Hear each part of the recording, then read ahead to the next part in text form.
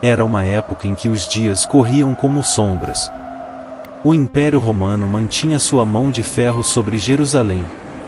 Os corações dos judeus estavam cheios de expectativa e angústia. Havia rumores, sussurros nas vielas, olhares trocados em silêncio. Algo estava prestes a acontecer. Mas ninguém sabia ao certo o que. Durante séculos, os profetas haviam anunciado um Messias, um rei justo, libertador, que quebraria os grilhões da opressão. Mas tantos já haviam vindo. E todos falharam.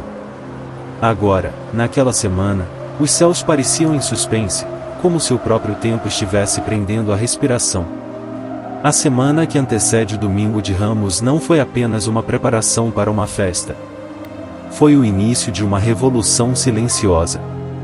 Um homem, vindo da Galileia, havia começado a atrair multidões. Ele falava com autoridade, curava com um simples toque, e perdoava pecados como se tivesse o poder do próprio Deus. Este homem era Jesus de Nazaré. Antes de Jesus, não havia um Domingo de Ramos. Não da forma como conhecemos hoje.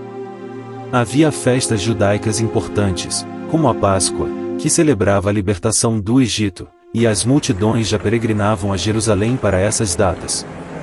Era comum que o povo agitasse ramos em momentos de vitória, como na entrada de reis ou heróis, um símbolo antigo de honra, vitória e esperança. Mas não havia um dia específico em que se celebrasse a chegada de um rei espiritual.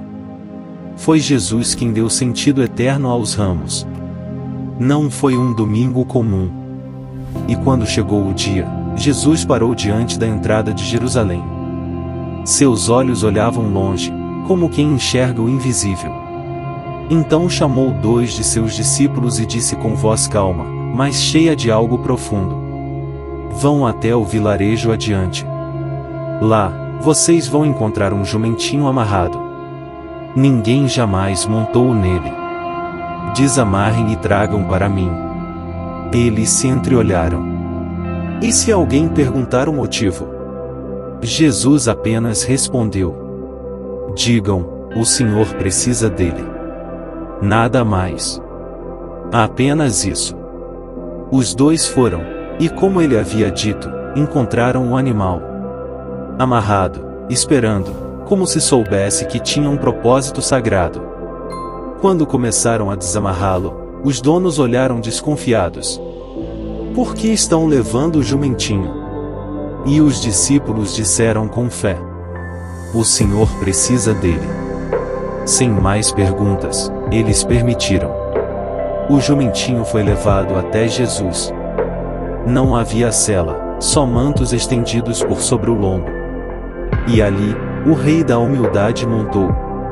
Jesus não entrou montado num cavalo de guerra. Ele veio montado num jumento, sinal de humildade, mas também de profecia cumprida. Zacarias havia dito: Eis que o teu rei vem a ti, justo e salvador, humilde, montado num jumentinho. Quando os olhos do povo viram aquela cena, sem exércitos, sem espadas, mas com um olhar que atravessava o tempo. Enquanto isso, a multidão se juntava, estendendo roupas no chão, balançando ramos, gritando: Hosana! Bendito o que vem em nome do Senhor. Naquele momento nasceu, sem que o povo soubesse, a primeira celebração do que viria a ser o Domingo de Ramos. Foi o dia em que o céu e a terra se tocaram. E os ramos, antes apenas símbolos de triunfo humano, passaram a representar a chegada do reino de Deus. E desde então, nunca mais foi esquecido. Com o passar dos séculos, os cristãos, ao relembrar os últimos passos de Cristo rumo à cruz, passaram a celebrar esse domingo como marco da entrada do Salvador em Jerusalém. Ramos são abençoados nas igrejas, procissões acontecem em todas as partes do mundo, e o eco de Hosana ainda ressoa nos corações dos que creem. O Domingo de Ramos não foi apenas uma celebração. Foi o rompimento de uma era.